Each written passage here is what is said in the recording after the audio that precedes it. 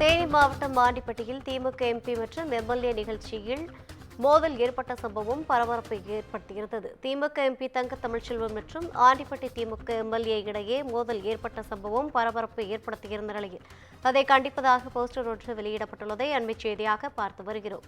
இதுகுறித்தான கூடுதல் விவரங்களோடு இணைகிறார் நமது செய்தியாளர் ஹேமலதா. வணக்கம் ஹேமலதா, கூடுதல் விவரங்களை வழங்கலாம்.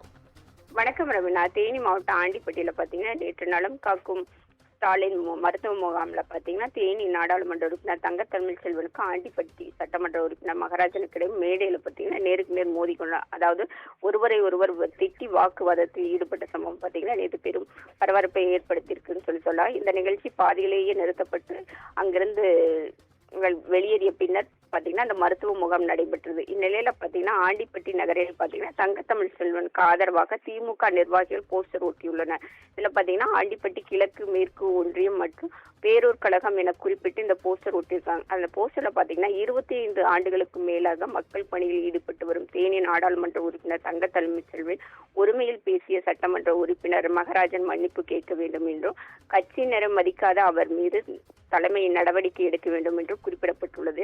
மேலும் பாத்தீங்கன்னா ஒரே கட்சியை சேர்ந்த எம்பி மற்றும் எம்எல்ஏ மீது கொண்ட நிகழ்வு பாத்தீங்கன்னா எம்எல்ஏவை கண்டித்து திமுக போஸ்டர் ஒட்டிய விவகாரம் பாத்தீங்கன்னா ஆண்டிப்பட்டி திமுக இடையே ஒரு பெரும் பரபரப்பை ஏற்படுத்தி, இதற்கிடையே இந்த போஸ்டரை திமுக கட்சியினர் ஒட்டியிருக்காங்க இல்ல வேறு யாராவது ஒட்டியிருக்காங்களா என்பது குறித்து தற்பொழுது போலீசார் விசாரணை நடத்தி வருகின்றனர்.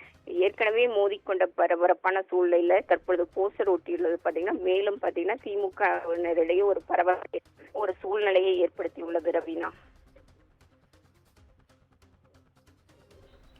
கூடுதல் விவரங்களை வழங்கியமைக்காக நன்றி ஹேமலதா.